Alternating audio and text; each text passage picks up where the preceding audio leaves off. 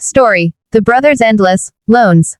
My name is Margaret O'Connor, I'm 70 years old, and for 15 long years I was nothing more than my younger brother Harold's personal bank. It started the day our parents died. The will was simple, the house went to me because I had cared for them in their final years, and the remaining savings, about $120,000, were to be split equally. Harold got his $60,000 in one check and spent it in 18 months, bad investments, gambling, a boat he sank on its first trip. The day the boat money was gone, he showed up at my door with that sheepish smile I knew too well. "Sis, just a small loan. $500. I'll pay you back when the next deal comes through." I gave it to him. Of course I did. He was the only family I had left after my husband passed. 500 became 1,000, became 5,000, became 10. Every time the story was the same: "This business is going to be huge, Mags. You'll get double back." I never saw a cent returned. Instead I saw the numbers on my bank app shrink while Harold posted photos of ribeye steaks, casino nights, and a new truck he needed for work. I sat down one rainy Tuesday and did the maths that broke my heart. $300, pocket money, every month for 15 years equals $54,000. The sure thing business startup equals $10,000. Gambling debts he swore were one-offs equals $7,200. Rent when he was between jobs again equals $800 times 18 months equals $14,400. Random emergencies, car repairs, vet bills for dogs I never met equals another $9,000. Grand total, $94,600. $94,600. Gone. From the money meant to keep me comfortable in old age. The final straw came on the 10th anniversary of our parents' death.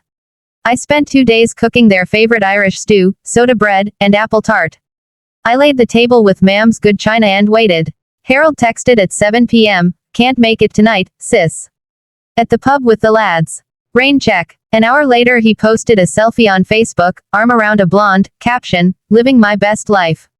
I stared at that photo until the screen went dark, then I opened my banking app and canceled the standing order I'd had in place for 15 years. The next morning the phone started ringing at 6:03 a.m. "Mags, the rent's 2 months behind.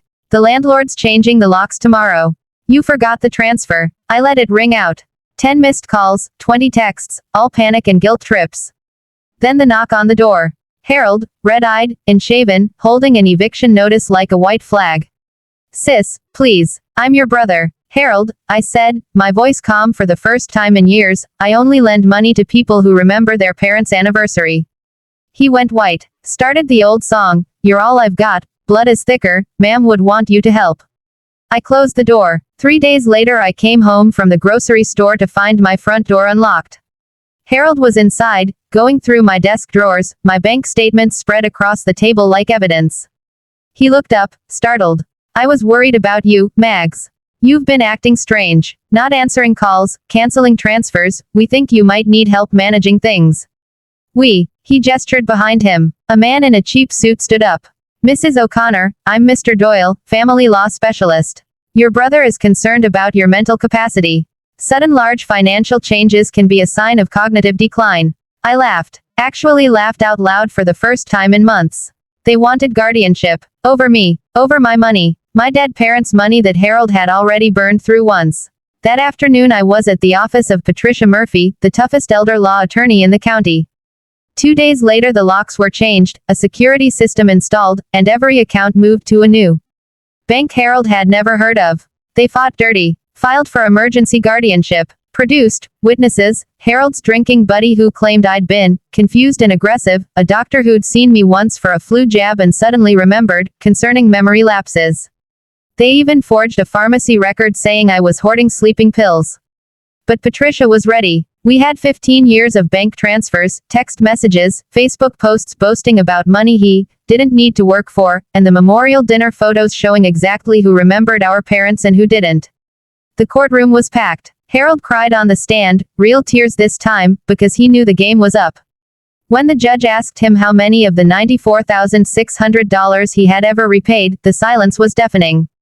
Case dismissed. Petition denied. Temporary restraining order granted. Harold had to get a job stocking shelves at night.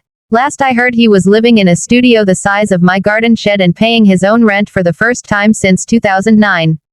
I took the money I had left, bought a little cottage by the sea in West Cork, and started painting again, something I hadn't done since before I became Harold's ATM.